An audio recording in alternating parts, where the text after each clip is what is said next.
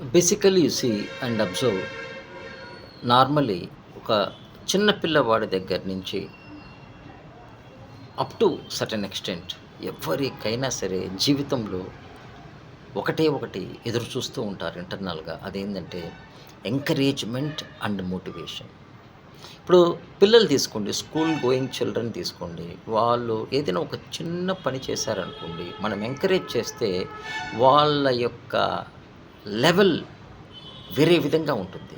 వాళ్ళలో కలిగే ఆనందం అంతా ఇంతా కాదు. అదేవిధంగా ఒక ఆఫీస్ తీసుకోండి, లేదా ఒక కంపెనీ తీసుకోండి, లేదా ఎటువంటి private or public or any organization తీసుకోండి. నార్మల్‌గా ఇంటర్నల్‌గా వాళ్ళు మన దగ్గర నుంచి ఎదురు చూసే విషయం ఏమై ఉంటదంటే, ఏదైనా ఒక పని చేసినప్పుడు వాళ్ళకి దానికి తగ్గట్టుగా ఒక ఎంకరేజ్‌మెంట్ అవసరం.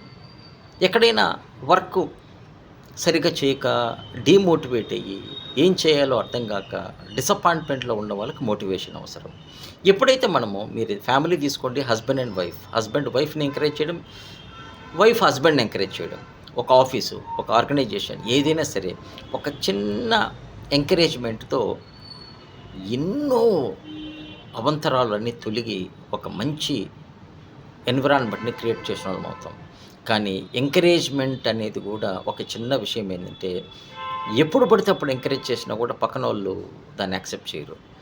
సమయస్ఫూర్తి కరెక్ట్‌గా ఆ వర్క్ జరిగినప్పుడు, అక్కడ అది అవసరమైనప్పుడు మాత్రమే మనం అప్లై చేయాలి.